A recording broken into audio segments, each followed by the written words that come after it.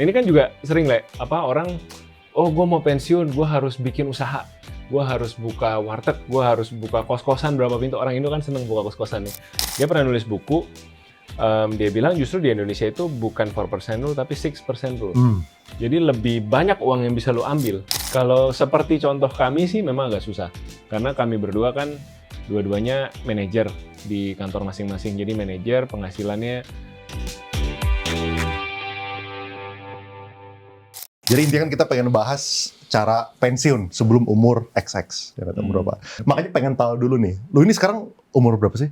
35. Lu 35? 35. Sama, itu seumuran. Oh, seumuran, 35. 35. Terus terakhir lu kerja, umur? Terakhir kerja 2 tahun lalu kalau 2 kerja tahun lalu. kantoran. Berarti 33? 33. Iya. Kantoran lah ya, kantoran tapi 33. tahun lalu tuh gue masih jadi konsultan gitu. Konsultan, iya. Iya, somewhat kayak freelance gitu berarti lah ya? Iyalah. Ya. Kalau misalnya lo? Sama, gue terakhir corporate di 33. 33? Berarti title-nya adalah cara pensiun sebelum umur 33. Tapi mungkin definisi pensiunnya ini sebenarnya lu emang memilih untuk tetap masih freelance itu sebuah pilihan atau sebenarnya lu udah bisa even tanpa lu ngambil pekerjaan freelance lagi?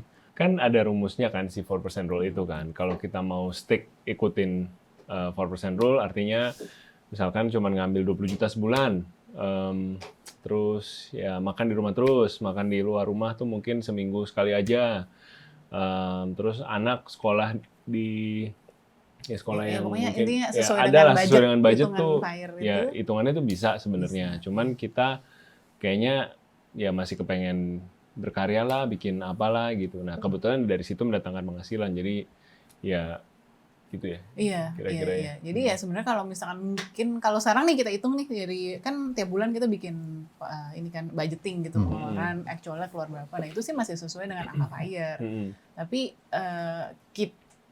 kami berdua sekarang walaupun udah nggak di corporate, iya tetap masih produktif sih. Maksudnya kan kalau saya masih konten, masih nulis buku ketiga. Terus kalau gue sendiri jadi sekarang kesibukannya ya support di administrative side-nya dari PT yang memayungi si content creation sama book author-nya Sam itu. Iya. Ini pengusaha lah kalau orang lihat mungkin kita kayak pengusaha. Pengusaha. Cuman nih nggak yang ngoyo-ngoyo banget gitu loh. Iya, kayak ayo kita bikin media yuk, kita hire orang banyak gitu. Enggak. Iya. Jadi lebih ke slow aja buat kita berdua. Mungkin kalau gitu ya supaya teman-teman pada tahu lah ya, supaya clear expectation-nya. Jadi sebenarnya mereka ini umur 33 itu pekerjaan corporate terakhir. Sebenarnya kalau misalnya memilih mau pensiun saat itu bisa. Kalau misalnya udah nggak kerja sebenarnya udah bisa gitu kan. Cuman lifestyle-nya tentu harus disesuaikan sesuai dengan budget yang kemarin. Betul. Tentunya kalau misalnya sambil ngambil pekerjaan freelance atau sambil ada on the side jobs-nya, jadi bisa ada penghasilan tambahan. Jadi itu kan pilihan teman-teman lah. Lo mau stop di 33 dengan contohnya mereka atau lo mau ada kreasi-kreasi lagi gitu. Cuman kalau misalnya kayak gitu apa gunanya bro? Misalnya gini, lo kan udah keluar dari full time job umur 33 lu berdua gitu kan. Tapi kan masih kerja gitu. Terus apakah itu emang artinya udah pensiun kah atau apa gitu? Iya, yang kalau dibilang pensiun secara tradisional mungkin enggak ya. Kalau orang bayangin kan umur 58 pensiun dari kerja nggak ngapa-ngapain gitu kan. Nah mungkin itu yang orang pahami pensiun secara tradisional. Cuman kalau kita tuh memahaminya pensiun dari corporate artinya kita punya freedom buat mau ngapain nih dengan waktu gue bebas sekarang gitu. Memang sekarang kami masih kerja, cuman kerjanya tuh jadi ya sampingan dari kami ngurus anak. Kalau dulu kan kayaknya kerja utama, ngurus anak tuh ya mudah-mudahan deh diselip-selipin, disesuaiin jadwalnya. Kalau misalkan anak perform di sekolah ya kita izin ya bos, cuti ya pak, masuk siang ya pak. Gitu. Kalau sekarang ya enggak gitu. Antar anak adalah satu rutin yang wajib ya pagi. Justru kayak meeting atau telepon sama klien segala macam tuh ntar selesai dari itu semua beres gitu. Jadi kayak ngebalik lifestyle sih. Sebenarnya itu sih yang paling kerasa ya. Kalau sibuk aja, sibuk sama sibuk. Sehari kira-kira lu berdua spend berapa jam di pekerjaan? Kalau dulu kali. Kalau sekarang tuh lagi ribet ya kan karena kita PT cuma berdua nih. Jangan dibayangin PT karyawan banyak, enggak cuma berdua. Jadi kalau gue sendiri benar-benar kerjain semua finance-nya, bikin pembukuan, ngurusin pajak, terus ngurusin klien juga gitu. Jadi maksudnya nego sama klien gitu ya. Terus nerbitin invoice, nanti nagih invoice. Jadi lumayan sibuk sih. Terutama sekarang kan lagi ada Cortex ya. Cortex Oh, itu. Cortex. Nah, kan kita nggak ada orang pajak, gue orang pajak. Jadi ya udah ribet lah mempelajari si Cortex itu bolak-balik kantor pajak. Jadi kalau dibilang sehari berapa ya? Mungkin 3-4 jam ya bener-bener Iya. yang fokus ngerjain itu ya. Iya. Selain di luar ngurusin rumah dan ngurusin anak. Kalau misalnya lu, would you say lu tuh sama juga 3-4 jam sehari gitu? Kira-kira sama lah. Cuman kalau gua kan kondisinya, jadi kalau di kita berdua, gua kreatifnya. Jadi kalau kreatif, kalau buat gua ya flow kerja tuh harus tenang, nggak ada yang ganggu. Kalau siang-siang tuh gua nggak bisa kerja. Jadi akhirnya tunggu anak tidur, tunggu istri santai malam. Oh, lu berarti malam baru 8, kerja? Jam 8 mulai Wow, kerja. udah kayak Jam Batman 8, lu. jam 10. Soalnya kalau nulis kan lu perlu fokus, Pak. Kayak mikir gitu, apa ya flow tulisannya. Oh, berarti kerjanya tuh udah kayak midnight shift aja lah. Iya. Cuman ya enaknya ini ya, bisa nyesuaiin sama rutinitas hari aja gitu. Iya. Oh, menarik ya. Iya. Oke, tapi yang kita nanti bakal deep dive tentang FIRE ini lah ya. Tapi yang lu lihat ya, orang yang mengikuti konsep financial Financial kepanjangannya? independence, retire early. Financial independence. Oh, emang retire early. Emang motonya kayak gitu tuh filosofinya. Itu FIRE-nya ya. Ada orang kira free fire, dikira main game. Kemarin gue komen, bukan free fire. Iya. Nah, itu tuh kebanyakan orang rata-rata yang lu lihat ya. Ini tuh ada komunitasnya gitu atau kayak gimana? Kalau Atau ini cuma sebuah prinsip di buku yang lu baca gitu? Jadi kalau di Amerika sih kayak banyak jadi mereka dokumen dari FIRE journey, terus nulis blog biasanya gitu. Terus dari blog itu mereka dapat audiens, terus ya audiensnya saling ngobrol. Ada komunitas di Reddit-nya juga kalau nggak salah, kalau teman-teman buka Reddit. Nah kalau di Indo kayaknya belum seluas itu, belum sebesar itu. Terus rata-rata yang lu lihat retire-nya umur berapa? 40-an something ya. 40-an Rata-rata something. karyawan juga. Terus Indo mereka, atau Amerika atau semua rata-rata? Kalau Pak. Amerik ekstrim, ada yang umur kayak yang terkenal tuh Mr. Money Mustache, dia umur 27, retire.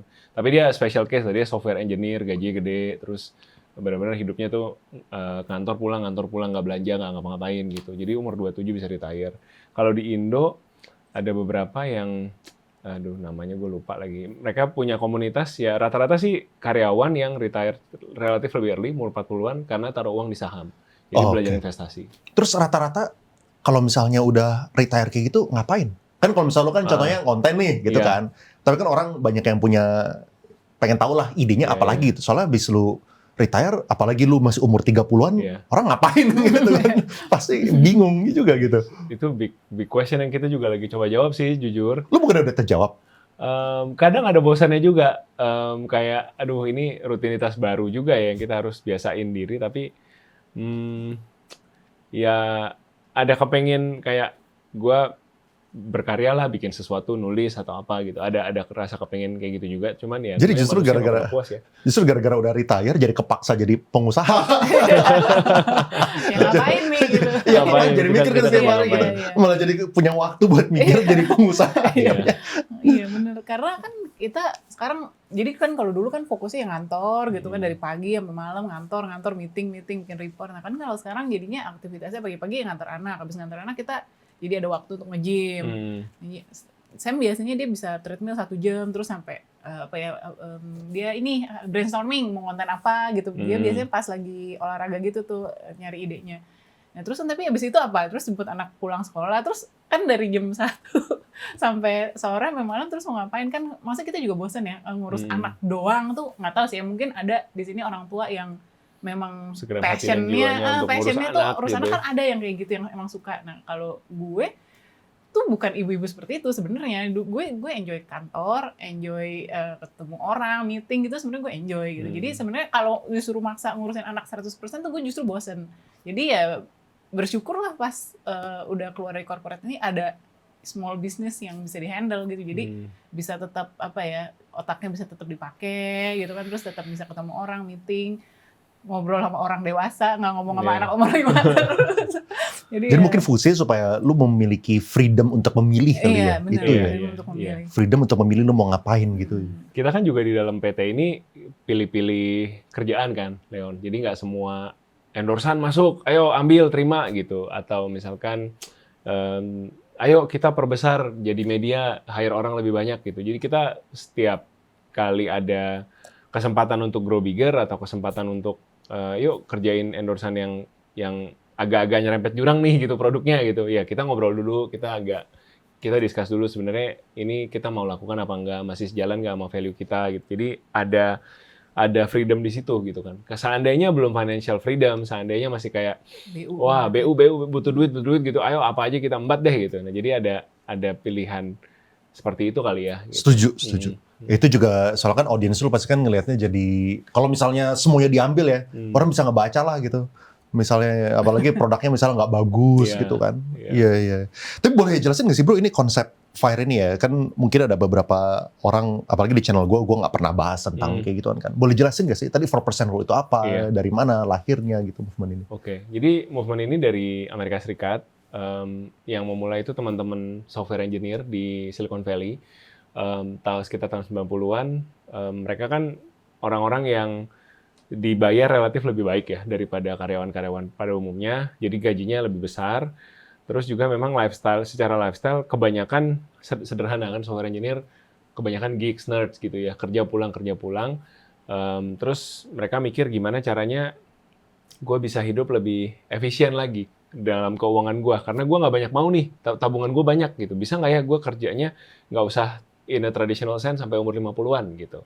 Nah, beberapa dari mereka akhirnya ngitung-ngitung, terus ketemulah yang teman-teman banyak tahu 4% rule itu sekarang. Jadi 4%-nya itu apa? 4% kalau kita bisa hidup dari 4% aja, dari 4% dari total aset yang kita miliki, dan total asetnya itu diputar ke aset investment yang bisa menghasilkan 7% per tahun, which is banyak kalau di Indonesia kan yang bisa 7%. Kita makan 4%, 3%-nya diputerin lagi. Nah, mereka hitung-hitung lah, itu bisa the money can last at least 30 tahun. Kalau kita nggak ngapa-ngapain nih, kalau kita benar-benar nggak mau kerja lagi. Tapi kan nggak mungkin. Kenyataannya kan kami baru retire 2 tahun aja, masih kerja, masih menghasilkan uang gitu, cuman nggak di kantor.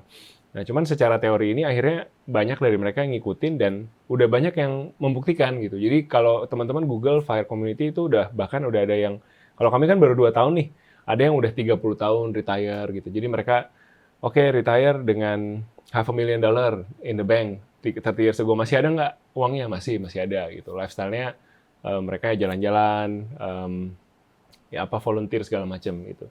Jadi ini movement yang open source, benar-benar teman-teman bisa cari aja FIRE movement gitu ya, nggak usah bayar kelas apa-apa gitu, langsung googling aja, dan sebenarnya bisa dihitung sendiri. Dan buat gua waktu dengar tentang movement ini tahun 2020 tuh ngerasa kayak ini sesuatu yang real, sesuatu yang bisa gua dan istri gua praktekin, karena tadinya kan banyak dengar financial freedom, tapi ternyata harus jualan produk, harus ikut apa gitu. Nah ini benar-benar nggak ada ikut-ikut apa-apa, tinggal ngitung sendiri dan teman-teman bisa dapetin formulanya untuk FIRE. Dan the beauty of FIRE is nggak tentu orang kaya doang yang bisa ikut, orang miskin doang yang bisa ikut atau gimana gitu. Pokoknya kita bisa FIRE di spektrum yang kita inginkan masing-masing, tergantung rasa cukup lu berapa gitu kan. Kalau lu cukup dengan gaya hidup yang sederhana, lu mau pensiun di kota kecil di Jawa Tengah gitu ya, bisa. Kalau kalian mau punya mimpi pensiun di penthouse di Kuningan gitu, atau saya mau pensiun di Singapura atau di mana yang living cost-nya tinggi, ya semua juga bisa, karena spektrum cukupnya itu beda-beda masing-masing gitu. Jadi benar-benar ya buat teman-teman karyawan, 4% rule ini ya penting lah untuk dipelajari gitu. Meskipun kalian nggak mau retire early, tapi at least kayak kita jadi punya ujung dari kehidupan corporate gua nanti akhirnya kemana. Ya. Gitu sih. Walaupun nggak retire early pun juga jadi tahu nanti kalau misalnya retire harus punya duit berapa. Bener. 4% rule artinya kan gampangnya kali 25 kan. Betul. 100 juta setahun, spendingnya berarti butuh 2,5 M gitu kan. Kalau misalnya 200 juta berarti butuh 5 M. Ya tinggal kali 25 aja. Lu spending setahunnya berapa, kali 25 itu uang yang lu butuhin gitu. Betul. Dan itu 2,5 M nggak perlu dicari tiap tahun ya. Kemarin ada yang nanya, kok ini 2,5 M buat dihabisin tiap tahun apa gimana? Bukan. Jadi 2,5 M pokoknya selama kalian bisa taruh di satu instrumen investasi yang bisa menghasilkan 7% per tahun, udah nggak usah diapa-apain duitnya gitu. Nah ini kan juga sering orang, gue mau pensiun, gue harus bikin usaha, gue harus buka warteg, gue harus buka kos-kosan berapa pintu. Orang Indo kan seneng buka kos-kosan nih, bikin peternakan lele gitu kan. Nah sebenarnya kita nggak sadar bahwa uang kita itu juga bisa diternakin gitu ya. Ini bukan merefer ke brand tertentu ya, cuman memang literally bisa gitu. Kalau kita tahu cara menginvestasikannya dengan baik, kita bisa hidup tanpa harus ya mengusahakan secara aktif gitu. Jadi teman-teman jangan alergi investasi, harus belajar dan tahu sih untuk hari tua masing-masing gitu. Tapi mau nanya deh gini ya, kalau misalnya kita ngomongin 4% rule, kok gut feeling-nya gue ya kesana tuh itu tuh masuk akal di Amerika. Soalnya Amerika kan dolar kuat, lalu habis itu inflasinya itu misalnya mereka bilang 2-3%, oke lah 2-3% gitu. Tapi kalau misalnya di Indonesia kan misalnya laporan dari BPS, gue nggak tahu berapa terakhir, mungkin misalnya 2-3% misalnya gitu ya. Tapi kan secara realita 2-3% itu adalah kan yang namanya inflasi itu kan basket of goods gitu kan, yang di-track sama pemerintah atau sama inilah sama sebuah badan gitu. Tapi basketnya ini berubah-berubah terus. Misalnya nih contoh. Dulu basketnya itu adalah rumah tinggal itu 100 meter gitu misalnya. Harganya itu misalnya contoh lah 1 M gitu misalnya. Sekarang naik jadi 1 M 30 juta gitu, naik 3%. Tapi sekarang bukan 100 meter, 90 meter gitu. Jadi inflasi itu tuh sebenarnya nggak real 3%, mungkin 3%, tapi standar kualitas hidup lu nurun gitu misalnya. Atau kayak sekolah pun juga sama. Sekolah kan banyak yang bilang bukan 3%, bisa sampai 5%, 10% gitu kan. Nah, apakah berarti pengalaman lu kayak gimana? Kan lu udah menjalani bertahun-tahun kan. Apakah lu ngelihat bahwa 4% ini nggak cukup ternyata gitu? Atau nggak lu harus nurunin ternyata nih gitu? Kayak gimana menurut lu? Kayak itu ya, momogi harga sama tapi Iya, kecil. harga sama, tapi tambah kecil terus. Gini, jadi kalau riset tuh menarik ya, karena point of view banyak. Kalau tahu akun Instagram namanya Slave Berdasi, Jerry namanya teman kita juga. Dia pernah nulis buku, dia bilang justru di Indonesia itu bukan 4% rule, tapi 6% rule. Jadi lebih banyak uang yang bisa lo ambil, justru. Oh, malah lebih banyak bisa diambil. Karena ekonomi di sini lebih cepat growing-nya daripada US katanya. Ya, gua nggak bisa cerita terlalu detail karena itu risetnya dia. Takut salah ngomong juga, takut salah cerita. Tapi wah menarik ya gitu point of view-nya, berarti di ekonomi yang justru lebih berkembang, yang lebih apa namanya istilahnya kita negara dunia ketiga, negara berkembang gitu kan. Justru nggak perlu mirip-mirip di 4%, ambil 6% juga masih bisa menurut dia. Nah terus kalau pengalaman kita sendiri soal inflasi, sebenarnya inflasi itu kembali lagi ke gaya hidup kita masing-masing gitu. Kalau misalkan kita bicara makan, sehari-hari orang butuh makan gitu kan. Kita belanja di pasar, sama-sama pasar tradisional gitu ya, cuman beda daerah gitu ya. Kalau kami belanja kan di sekitaran Tangsel gitu ya. Sama di pasar Pik. Harganya beda sekali gitu, jauh sekali gitu ya. Meskipun barangnya sama-sama beli pisang nih gitu. Entah kenapa gitu ya. Terus kalau kita bilang lebih mahal karena kualitas lebih bagus, enggak juga sebenarnya gitu. Kita beli pisang di Tangsel, pisang Ambon sama aja enak-enak juga gitu. Jadi kadang-kadang itu kalau orang FIRE bilang itu geographical arbitrage. Jadi istilahnya kalau satu daerah mahal, lu pindah jangan tinggal situ, kira-kira gitu. Nah coba kembali kan, cuma ini pilihan kan ya. Ada orang yang senang tinggal di dekat pantai, ada orang yang senang tinggal di kalau kami dekat hutan. Ya. Gunung ya. Dekat gunung. Jadi itu pilihan kan. Nah, balik lagi tadi indahnya FIRE adalah lu bisa pilih lifestyle yang lu mau dan tinggal di mana lu merasa dompet lu pas nih dengan daerah situ gitu. Jadi itu sih. Kalau inflasi malah yang di US sana kan mereka bilang, oh ya udah US kacau nih, pemilu yang menang presiden yang gue nggak suka, udah gue pindah aja ke Thailand, udah gue pindah aja ke negara berkembang yang dimana dolar gue nafasnya bisa lebih panjang misalkan. Oh kalau misalnya buat bule-bule mah mereka punya pilihan gitu. Iya benar sih. Dari sih. negara utama $500,000 mereka ke Bali, wah aduh udah. Benar Mewah sih. ya. Iya. Kamu mau nambahin nggak untuk uang belanja? Iya sebenarnya sih kita walaupun baru 2 tahun ya FIRE, maksudnya keluar dari corporate in our case, kita jujur nggak merasa sampai yang harus menurunkan gaya hidup banget. Walaupun tentunya secara income jauh banget nih kan, dulu kan income-nya ibarat mobil 3 engine kan, dia kerja, gue kerja, terus dari content creation dari sosmed juga ada kan. Oh dulu tuh 3. Dulu kan 3. Dulu kerja plus konten. Sekarang kerja hilang konten aja gitu jadinya. Oke. Jadi sebenarnya secara ya penghasilannya kurang lebih ya tinggal 1/3 ya mungkin kasarannya ya kan. Kalau kayak sosial media kan selalu fluktuatif nggak kayak gajian kan segitu terus.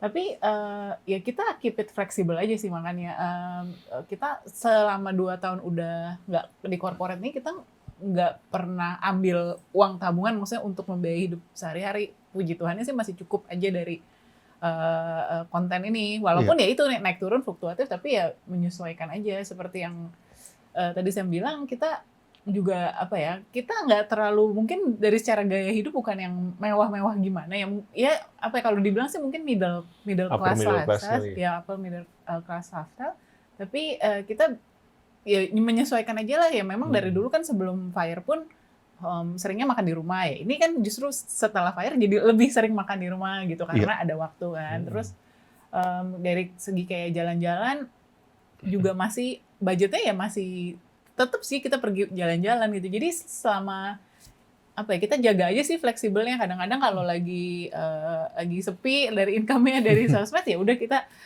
kita jalan-jalannya kita kurangin dulu, misalkan ke yang lokal aja, kita jalannya ke Semarang apa ke Jogja. Kalau nanti lagi ada ini ekstra, kita coba ajak Hana ke yang lebih tempat baru nih, ke Taiwan nih, kita cobain gitu. Jadi ya kita menyesuaikan aja sih, fleksibelnya itu sih yang kita harus bisa apa ya, mainkan. Manage, ya. Jadi jangan kaku. Terus kalau misalnya lu berdua ya, sekarang dari 100% porto lu masukinnya kemana? 7% apakah semuanya RDPT aja, 7% atau kayak gimana gitu? Ini angkanya lupa ingat ya. Kemarin Kira-kira ya? Kira-kira. Saham ya? Saham sih. Oh, saham. Reksadana saham. Oh, reksadana saham. Reksadana saham dan saham. Oh. Iya. Tapi kan reksadana saham nggak sampai 7% bro, malah lebih kecil dibandingin sama. Memang sih. Lu nggak mau pindahin ke RDPT ya? memang. Ada apa yang bagus bisikin? Gue soalnya orang yang anti reksadana saham. Soalnya 5 tahun terakhir semua reksadana saham itu semuanya kalah lawan RDPT. Enggak, oke lah, salah. Omongan gue salah ya. Bukan semua ya. Tapi kalau misalnya kita ngomong indeksnya secara rata-rata, kalah semua reksadana saham. Betul sih, betul. Waktu awal, kenapa bisa jadi cukup banyak di reksadana saham? Karena pas awal-awal belajar Fire tuh kita kiblatnya Amerika banget. Kalau di Amerika kan mereka S&P 500, gaspol full di situ. Gitu. Jadi sempat ada masanya kita taruh cukup banyak di situ. Cuman ya memang yang lu bilang benar. Cuman akhirnya kita mikir-mikir, ya mungkin ini pelan-pelan lah kita transisiin pelan-pelan karena toh porsi uang yang ada di sana mungkin kita bisa alihin buat nanti anak buah kuliah misalkan atau buat apalah kebutuhan yang masih 10 tahun ke atas lagi. Sementara untuk short termnya belakangan sih kita banyak masukin di deposito ya. Deposito. BPR ya. Oh BPR. 675 digaransi sama LPS. Disponsori oleh bukan ya? Iya. Ya teman-teman tahu lah yang nonton channel kita juga tahu kita taruhnya di mana. Cuman memang iya sih, memang mungkin next PR buat kita adalah kita harus lebih optimize kali ya keuangan kita di investasinya, karena selama ini jujur emang ya karena belum makan tabungan, jadi kayak belum berasa bahwa kayak ini pundi-pundi lu udah mulai tergerus nih, harus dipakai dengan lebih efisien ya. Karena sekarang memang kami masih ada active income, jadi kayak belum kepikiran untuk yuk kita kulik lagi lebih efisien lagi gitu. Ya, tapi ada lah ya dikit-dikit kan kita pelan-pelan belajar lebih banyak tentang saham. Sebelumnya kan kita nggak terlalu ngerti ya, jadi bener-bener yang konvensional banget lah, nabung, deposito, sebelumnya ya reksadana kan karena saya baca-baca Fire. Nah ini belakangan sih kita coba lebih banyak belajar tentang saham lagi nih. Tapi ya saham-saham yang kita beli juga saham-saham apa ya yang kayak bank gitu. Jadi bukan yang cari short term profit dari saham-saham kurang, itu kita juga nggak berani sampai ke situ sih. Iya. Jadi belinya yang agak jangka panjang, beli, apalagi kalau misalnya beli sekarang, dividen bank udah tinggi nih sekarang nih. Kalau misalnya beli sekarang sih 6-7% dividen dapat nih. Gue pernah ngitung ya, kalau misalnya kita masukin ke saham bank, misalnya apa ya, Mandiri, BRI segala macam, dengan harga kita beli sekarang, apa ya, kayak gue lupa matematiknya ya, tapi kira-kira secara garis besar tuh kayak 10 tahun lagi atau 15 tahun lagi dengan harga sekarang ya, itu bunga dividennya bisa 30%-nya, 40% dari harga sekarang ya. Soalnya kan mereka punya EPS naik terus kan. EPS naik terus dengan harga kita beli sekarang, jadi tambah naik terus gitu. Ya harga sekarang sih emang atraktif banget sih. Cuman emang dibikin deg-degan ini. BRI bisa 4.000, BRI 5.500 gitu. Waduh. Cuma kalau misalnya tadi lu punya long term thinking adalah jauh segala macam, kan mungkin no issue gitu jadinya. Sebenarnya iya sih. Ya, isunya jantung kita. Isunya selalu ya namanya manusia.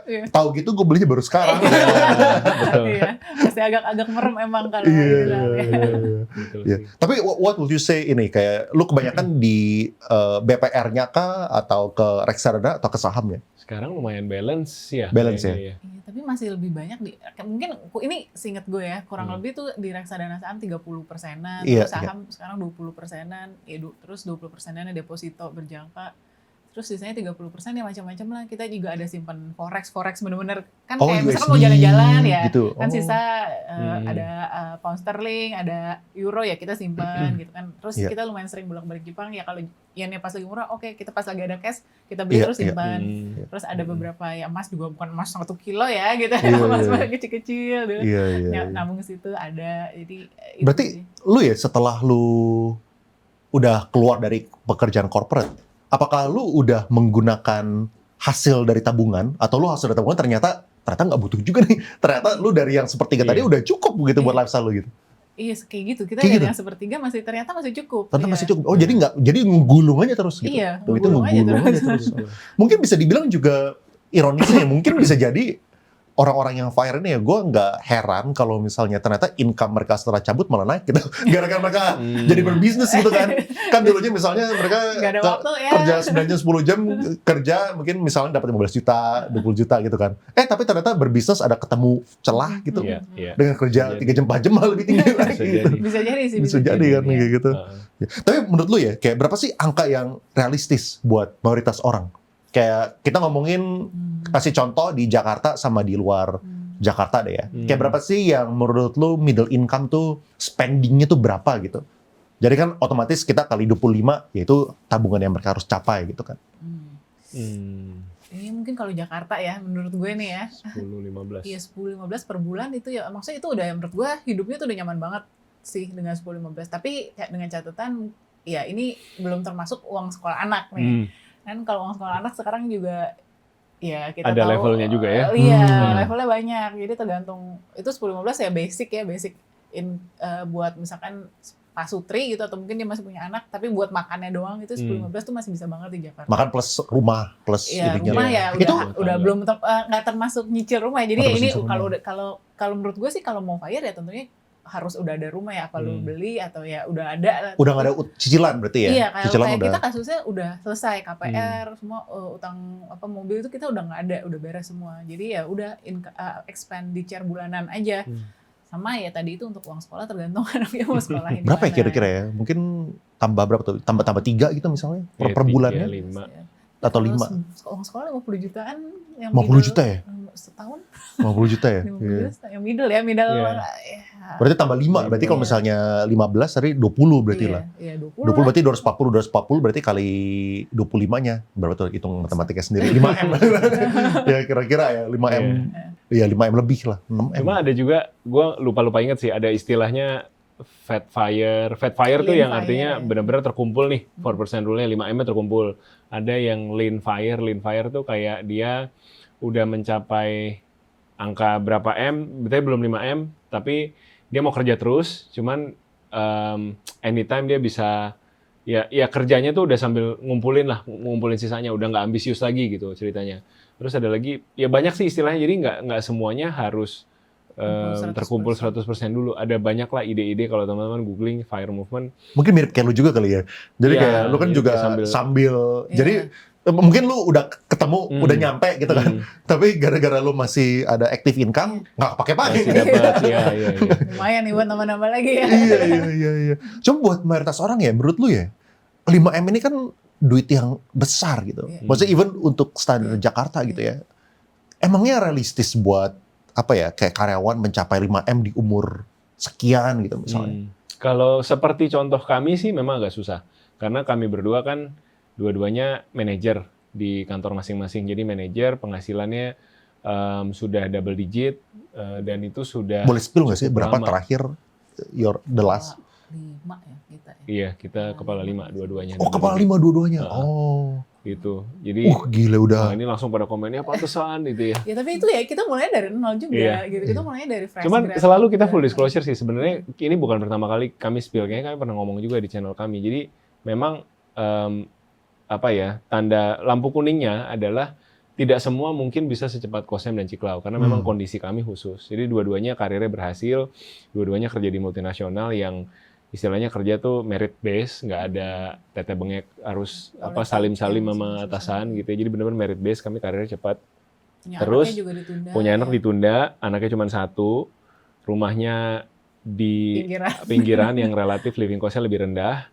Terus juga ya itu kami punya side income kan sekarang kan dari YouTube channel dan dari Instagram yang akhirnya memang jadi apa namanya dapur ngeboleh sekarang dari situ. Cuman emang yang kami selalu bilang ke teman-teman, kami nggak pernah punya hidden agenda ke audiens kami gitu kayak ikut kelas kami kalian pasti bisa fire juga seperti kami, itu kami nggak pernah lakukan. Jadi emang movement ini tuh hitung sendiri, jalanin sendiri, tanggung jawab sendiri. Gitu. That's the beauty of fire movement buat teman-teman yang mau ngikut. Kalau merasa tidak realistis, ya udah nggak apa-apa gitu. Berarti mungkin umurnya mereka harus naikin lah. Mungkin umur dinaikin 40. atau uang gaji dinaikin gitu kan. Tapi kalau merasa ini realistis, this is for you. Ayo kita hitung gitu kan. Mau pensiun di mana nih? Mau di penthouse di Kuningan atau di Salatiga, Jawa Tengah gitu. Ya hitung sendiri karena angkanya sebenarnya tergantung dari lifestyle dan gaya kita masing-masing gitu kan. Karena sebenarnya kan manusia hidup ya asal ada makan, baju, atap di atas kepala, ada kerja aktivitas cukup gitu kan. Cuman kadang-kadang yang bikin nggak cukup kan yaitu ego kita ingin ini, pengen lifestyle yang lebih bagus, segala macam, bajunya harus ada mereknya, rumahnya segala macam. Ya itu kembali lagi pilihan ya, bukan soal kami discourage konsumerisme gitu ya. Kami juga pernah muda, pernah pengen belanja apa, tapi in the long term akhirnya kami menyadari ya udahlah ngejar itu semua nggak ada habisnya, capek gitu. Nanti malah fire-nya nggak ketemu, uang fire yang diperlukan makin gede. Ya udah one day we decide udah cukup kayaknya uangnya segini, kita stop di sini gitu. Tapi lu berdua berani banget sih, cabut gila, kepala lima. Kepala 10 udah cabut sih. Capek Pak. Kepala 5, kepala lu harus jadi 5. Orang bisa lihatnya enaknya doang. Iya enak ya, kepala 5 ya. Tapi kerjanya nggak lihat. Terus juga mungkin ini kali ya, value di kami berdua tuh kita nggak suka, maksudnya kita bangun rumah, bangun keluarga ya maunya bangun, maksudnya keluarga sendiri, maksudnya gini loh, kan ada orang yang nggak masalah pakai babysitter gitu kan, atau yang mungkin nggak masalah nitip ke orang tua, hampir tiap hari gitu nitip orang tua karena mereka berdua kerja. Nah kalau kami dari awal mikirnya kalau mau punya anak ya kita maunya yang ngurus sendiri sebisa mungkin. Tentunya ya kadang-kadang kan kita nitip juga lah ya, kadang-kadang juga Hana juga pernah ada masanya di daycare pas kami berdua kerja, tapi at one point kami ngerasa ini ya udah, maksudnya mau ngejar materi sebanyak apa lagi sih, hidup sekarang aja kami udah cukup banget gitu. Kalau dikejar terus mau beli apa nih gitu, apakah mau beli rumah lebih mewah atau mau beli mobil lebih mewah, kayaknya nggak akan bikin kami lebih happy. Yang kami lebih happy adalah punya waktu lebih banyak untuk spend time sama keluarga. Terus yang tadinya kayak sibuk banget nggak pernah punya waktu untuk olahraga, ya pengen bisa olahraga karena pengen ngelihat nanti Hana, anak kita gede, terus nanti mungkin punya anak lagi, kita bisa bantuin dia, jagain cucu, pengen sehat, pengen nggak nyusahin dia, karena kan ya kita tahu diri nih anak cuma satu, jangan sampai kita tua nyusahin dia gitu, dan karena sakit gitu kan, sebisa mungkin ya mau jaga kesehatan. Jadi ya itu menyadari bahwa ini gue kerja sampai kayak orang gila, kan capek ya kita kerja, terus nggak, ya ada mbak datang tapi ya nggak stay in gitu, jadi malam-malam semuanya kita beresin sendiri. Terus anak juga kita ngerasa kok jadi gue marah-marah terus ke dia karena capek kerja. Iya. Ya kayaknya ya bukan buat kita lah punya babysitter gitu. Jadi kita ngerasa ini udah cukup lah dengan berkat yang seperti ini, berkat mata yang sekarang ini udah cukup, jauh dari cukup. Tapi kita pengen justru slow down dan punya waktu untuk melakukan hal-hal yang kita ngerasa lebih penting, kayak build relationship itu sama anak, terus improve health. Itu sih. Boleh share nggak sih dulu ya, pertama kali lo kerja, itu gajinya berapa? Lo berdua, pertama kali ya, first job? 5 juta. 5 juta? Iya. Itu di 2011. Kita bersyukur ya lagi, dan lagi-lagi memang hidup kita bersyukur gue anak beasiswa 100% di Jepang. Terus pas di Jepang itu sebelum pulang ada company visit company visit dari dia datang ke kampus lah. Salah satu bank terbesar di Jepang, dia kan mau rekrut anak-anak internasional nih. Nah, gue daftar lah dan diterima, tapi buat di place ke kantor di Jakarta. Jadi gaji 5 juta ya mungkin waktu itu dibilang gede banget juga enggak gitu kan untuk fresh grad, tapi ya itu oke lah gitu, jadi ya bersyukur sih. Karena benchmark kami Citibank waktu itu 15 juta MT-nya, 20 juta. Memang ada yang di bawah itu ya, memang ada yang starting salary 3 juta, 2,5 juta ada. Cuman untuk benchmark kami pada level itu 5 juta masih ada yang lebih gede lagi. Iya, 5 juta kami udah oke. Dan waktu itu kan ya udahlah kita berusaha untuk ya udah fokusnya kita udah bagus nih dapat perusahaan internasional, terus benefitnya bagus. Jadi udah dari situ kita pelan-pelan bangun karir aja gitu. Ya. Berarti lu bisa dibilang 10 tahun lah ya kira-kira 11 gitu ya? Iya, udah 12 ya. Dari 11 gitu, dari 5 ke 50 gitu ya. Iya. Nah, boleh kasih tips juga nggak sih? Soalnya ini kan tentunya yang FIRE movement ini kan kita perlu ada kepentingan untuk ngumpulin duit juga kan. Mau lu jalur pebisnis atau lu mau jalur employee, karyawan gitu kan, dulunya bisa lah gitu. Nah, tapi kan sekarang gue pengen nanya juga dari segi karyawan nih, gimana caranya supaya lu tuh bisa naik gitu, supaya bisa dapat 50 juta gitu jadinya sebulan. Lu kan pasti kan kelihatan kiri kanannya, kiri kanan lu banyak juga yang udah 12 tahun, nggak kemana-mana. tapi nggak kemana-mana, mungkin masih single digit bahkan gitu. Benar, itu benar. Betul sih. Jalurnya beda-beda. Gue beda, dia beda. Jadi mungkin cerita satu-satu. Kalau gue tuh kutu loncat, Pak. Jadi kalau gue prinsipnya tiap tahun itu harus ada kenaikan gaji atau kenaikan jabatan, kalau enggak gue pindah. Jadi nggak ada tuh cinta sama perusahaan, loyal sama perusahaan. Sorry, meskipun gue HRD, ini ilmunya salah nih hari ini. Gitu. Karena ini bukan forum HRD, ya udah ini sesat nih. Jadi gue ajarin ilmu hitam buat teman-teman. 1 tahun 2 tahun sekali harus pindah kerja, dan pindah kerja gue nyari salary increase minimal 15-20%. Of course 15-20% itu nggak akan dikasih gratis ke kita. Pasti ada tanggung jawab lebih. Jadi dari situlah otomatis datang kenaikan jabatan juga gitu. Dari staff naik ke manajer itu ya di tahun kedua. Resiko yang diambil waktu itu adalah gue meninggalkan bank besar untuk pindah ke rekrutmen konsultan yang kecil. Kantornya benar-benar cuman gedung 3 lantai di Mampang, di mana nggak tahu di mana gitu. Terus tapi gue ambil resiko karena gaji gue double digit untuk pertama kalinya gitu. Jadi gue cukup berani risk taker. Di samping itu gue juga ada competitive spirit sama dia nih. Karena dia by profession nih marketing. Kalau gue HRD.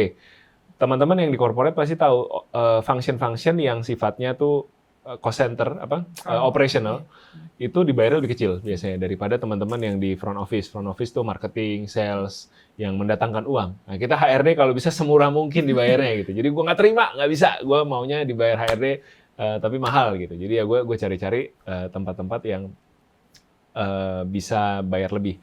Nah, resikonya lebih tinggi. Terus juga waktu itu 2014, 2015 tuh awal mula tech startup ada booming.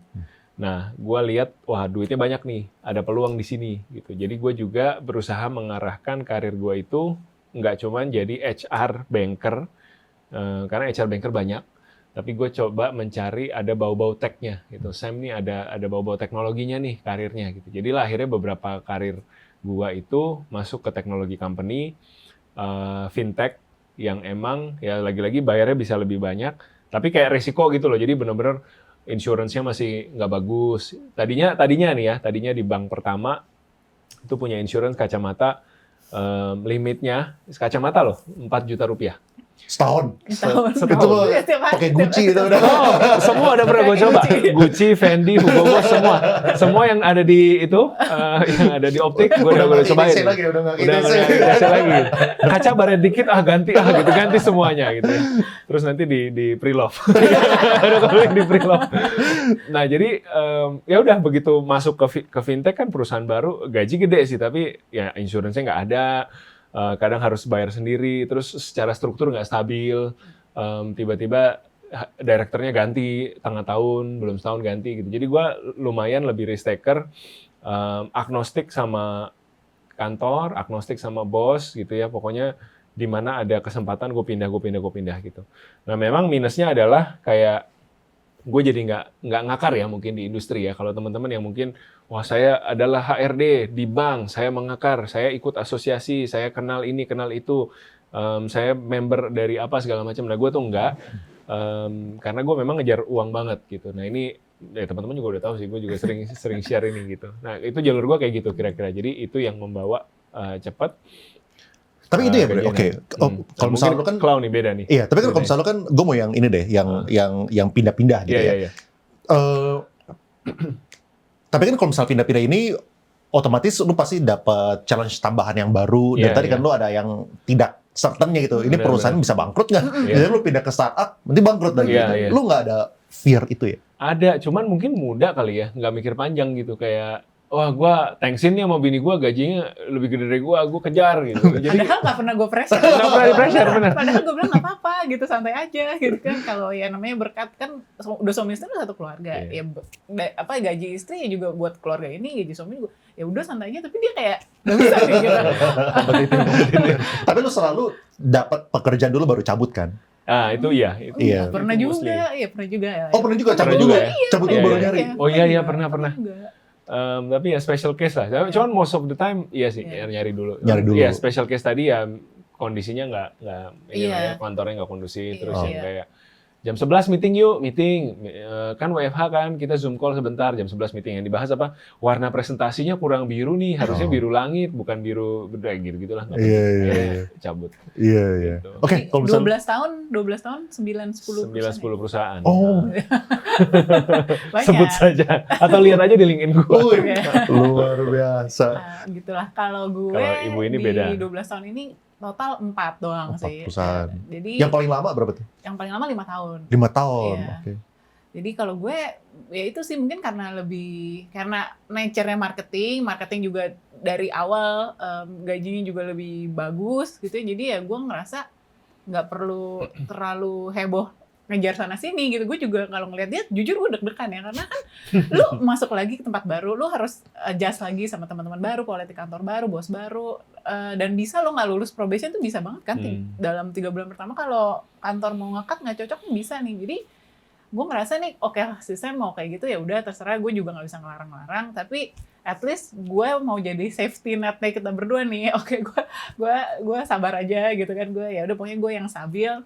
Karena beberapa kali saya melompat-lompat ada nggak gagal, ada yang tadi saya bilang nggak lulus probationnya pernah karena nggak cocok, terus juga akhirnya nyari kerjaan baru lagi kan butuh waktu ya 1-2 bulan itu ada kayak gitu. Jadi gue ngerasa kalau gue sih ya udah dari awal karena marketing dan gue merasa ya cukup aja gitu ya, dengan gue nggak perlu lompat seheboh itu, jadi ya bisa lebih panjang gitu. Bro, Sam nih. Tolong nih, dari kacamata seorang yang udah sering pindah dan dari kacamata HR. Iya. Apa yang lu sarankan buat teman-teman yang kerja? Ini driver gue jangan dengerin dulu ya, tetap coping dulu mereka. Nanti dia bilang, lu pindah sekarang. Pindah kemana? Kesini lebih bagus. Pindah ke channel Kita gue ya, kaya. kacau. Aduh, apa ya? Ya mungkin gue nggak bisa bilang secara spesifik karena tiap orang punya nyali yang beda, terus punya kondisi yang beda-beda. Cuman yang kalian bisa lihat dari cerita kita berdua, harus berani lihat momentum ya, dan tren di sekitar gitu. Jangan cuman kacamata kuda, oke kerjaan gua beresin report pulang. Tapi nggak pernah aware sebenarnya apa yang sedang terjadi di industri kita saat itu. Nah mungkin gua salah satu yang menjadi percepatan adalah ketika gua berkarir di bank sekitar 2012 sampai 2015 itu semua bank kepengen jadi bank digital.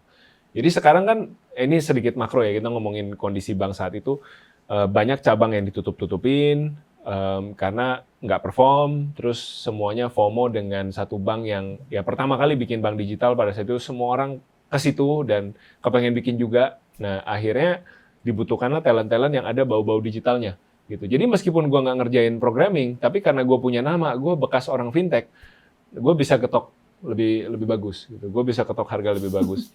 Ini gue kayak dagang ya, karir kayak dagang. Cuman ya itu, sih in a sense sama sih kayak dagang, karena kan lu dagang diri lu sendiri gitu kan, Jual diri ya. jual diri gitu. Nah harus tahu kita bisa jual kemana nih yang bagus gitu. Kalau gue mungkin tipsnya itu. Jadi kayak lu harus tahu industri lu, harus tahu peluang juga, harus lihat trennya industri itu ke arah mana gitu. Ya, Itu pokoknya tim gue nggak boleh nonton. Semua konten di blacklist aja. bagian sini Yang ini di cut buat internal.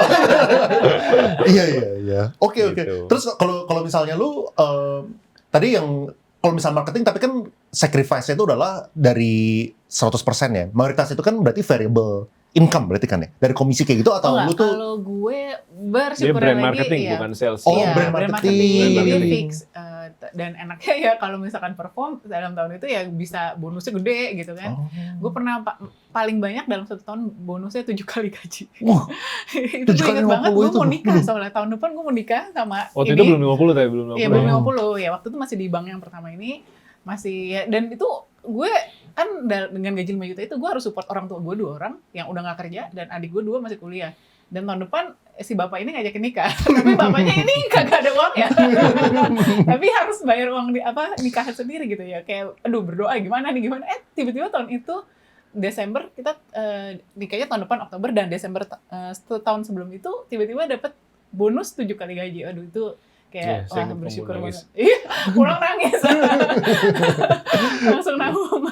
Ya, jadi kalau gue sih nggak pernah yang commission base ya, selalu dapetnya fixed income, plus habis itu ada bonus lagi dan lain-lain, dan selalu ya itu karena masuknya international company benefitnya bagus ya. Jadi pas kita hamil itu juga enak banget gitu, ke rumah sakit udah nggak pernah pusing bayar biayanya lagi, lahiran juga semuanya di cover kantor. Jadi nah itu makanya nih teman-teman di sini kantoran nih, buat kalian ya yang kadang-kadang takut kantoran atau ngerasa kantoran nggak oke juga sebenarnya tergantung company. Tapi kalau masuk company yang bagus dengan asuransi yang bagus ya itu enak banget sih, apalagi kalau yang mau punya anak ya atau udah ada anak, itu sangat membantu sekali. Ya. Tapi yang namanya marketing ya, kalau ya kan banyak banget.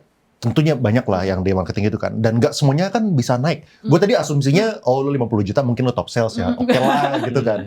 Tapi kalau misalnya namanya brand marketing itu kan banyak sekali kan, dan banyak yang nggak memiliki kesempatan itu kan. Menurut lu kenapa lu bisa naik, yang lainnya enggak? Ya mungkin satu hal juga, kan gue banyak berkarir di perusahaan Jepang, gue bisa bahasa Jepang. Oh lu bisa bahasa Jepang? Oh ya, gara-gara lu sekolah di sana. Terus juga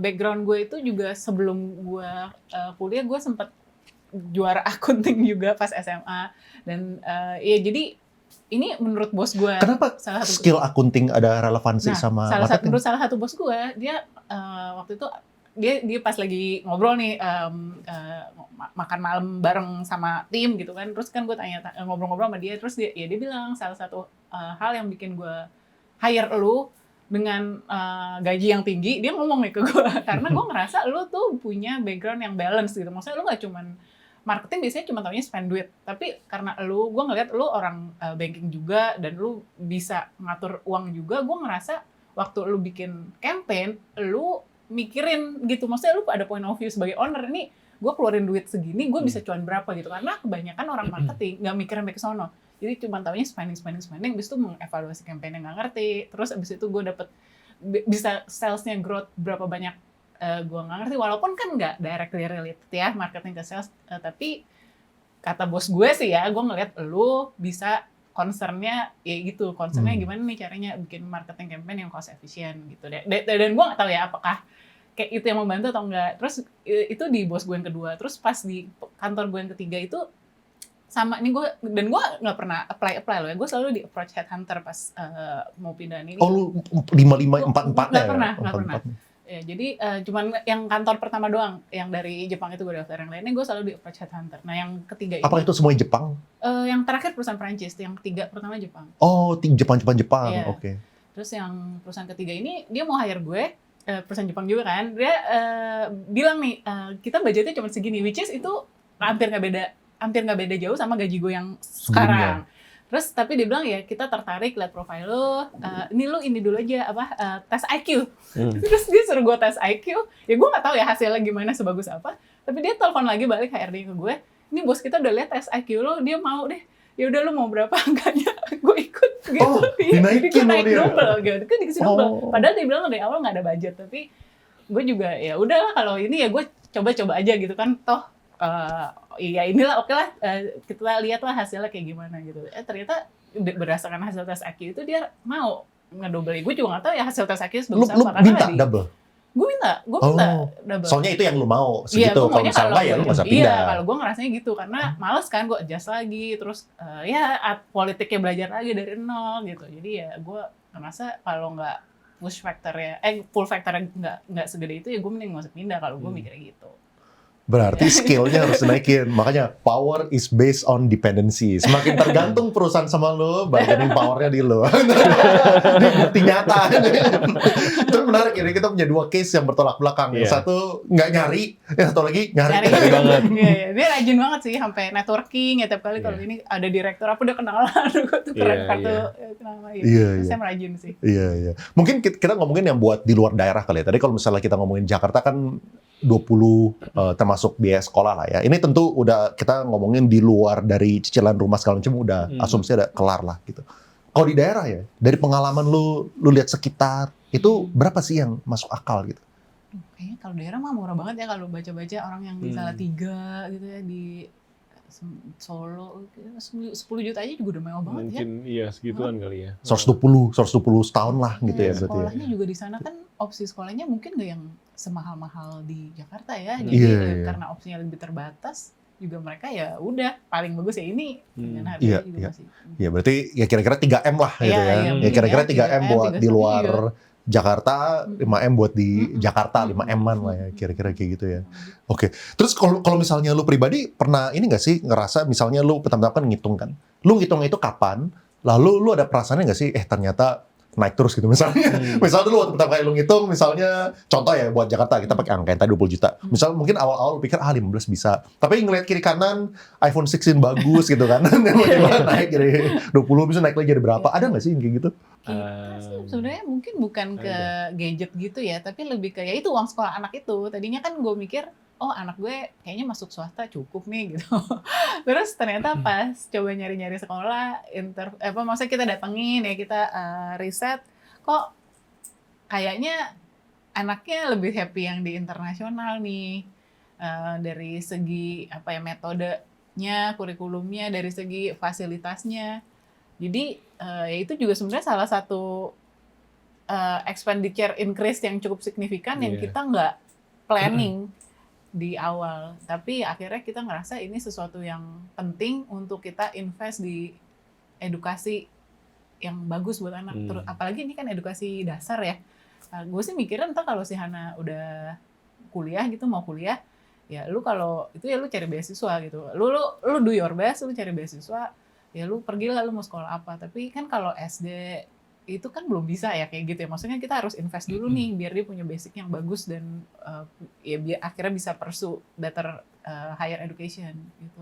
Itu sih yang paling berasa. Sekolah ya, yang di luar ekspektasi gitu ya. Kalau gaya hidup sih kayaknya udah kadang-kadang tuh gue malah kayak takut sendiri gitu, ngerasa karena sekarang saking nggak kepengen apa-apanya. Jadi dan ngelihat teman-teman tuh pada kayak puber kedua gitu, tiba-tiba ada apalah hobi baru, ya bukan puber kedua lah, maksudnya kayak jadi ada interest baru yang mahal gitu ya. Sementara gue tuh enggak, gue tuh ya udah anaknya rumahan, pengeluaran mahal ya beli kaset game. Ya kan? Kaset game kan sekali beli 600.000, 700.000 gitu kan kalau yang asli PS. gitu. PS dan Switch. Jadi lagi seneng main Mario Party gitu berdua di rumah. Bertiga mainnya? Berdua. Anak Anak lo belum diperkenalkan. Belum diperkenalkan. Kita nah jadi kayak ngerasa kok gue happy di sini. Kok gue nggak ngerasa kepengen lebih ya. Sementara teman-teman gue udah ano. Ntar gue salah nggak ya? Kayak apakah gue terlalu naif gitu loh sekarang di usia yang 35 ini, ntar gue di umur 45, 10 tahun lagi gue nyesel nggak ya karena nggak geber lebih kencang gitu. Gue ada ketakutan itu. Karena sekarang bener-bener konten. Sekarang bener-bener kayak gue kayaknya nggak mau apa-apa lagi gitu. Mobil satu cukup, rumah yang sekarang udah cukup. Ya udah itu. Itu jadi sering curhat sama dia juga. Gue nih naif apa gimana ya Klau gitu. Gue nanti apa yang kurang ya? Missing out apa gitu ya, kayak gitu. Cuman ya selama ini sih enggak. Gitu. Paling nanti masih disiapin ya biaya medis kali ya, mungkin hari tua ya. Tapi kalau selalu udah siapin asuransi segala macam, ada sih. Dan kita ya bayar terus. Iya. Mungkin pertanyaan terakhir gue nih, ya, kalau lu ada ngerasa ini nggak sih tadi kan kayak sebelumnya mungkin lu kerjanya dari pagi sampai malam tuh bukan yang tipikal jam 6 pulang kan, soalnya masih ada kontennya gitu kan. Jadi bener-bener 9 to 9 gitu kan ya, atau nggak 8 to 9 gitu bahkan kan. Lu ngerasa bingung nggak sih? Habis itu kok tiba-tiba gue kerjanya itu cuma 3 jam 4 jam gitu. Nah terus lu berusaha ngisi itu dengan apa kalau kayak gitu? Kalau punya anak sih keisi Pak. Keisi ya? Keisi. Karena emang kita tuh kan nggak ada neni. ART juga cuman yang datang buat cuci gosok, sapu pel. Jadi anak ya sama kita. Dan anak tuh kan, dia kan anak tunggal kan. Jadi nggak ada teman main. Kalau di rumah ya dia kepengen di entertain gitu. Nah, entertainnya ya kita juga balance lah ya. Kita juga bilang papa mama bukan on call nih, standby untuk entertaining kamu, jadi kamu juga harus belajar main sendiri. Cuman ya balik lagi aktivitasnya jadi penuh sih, jadi ada aja sih yang dikerjain buat anak gitu. Cuman ya balik lagi kita kan baru 2 tahun lagi menyesuaikan dengan rutin yang baru ini, dan dulu kan ceritanya mau nih gitu kan. Dulu kan ceritanya resign corporate untuk mau nih bersama-sama dengan anak gitu. Jadi kayak lagi berusaha menikmati aja sih ritme barunya sih. Ya bener sih, capek sih. Gue juga bingung dulu. Apa dulu gue energinya kebanyakan ya, kok kayak bisa banget gitu ya. Ngurus rumah, ngurus anak, kantor, support Sam juga. Iya. Tapi sekarang ya udah nggak ngantor kan. Oke, tinggal ngurus anak, ngurus rumah sama support Sam. Tapi kok kayak tiap hari capeknya sama ya. Kenapa gue tidur capek juga ya.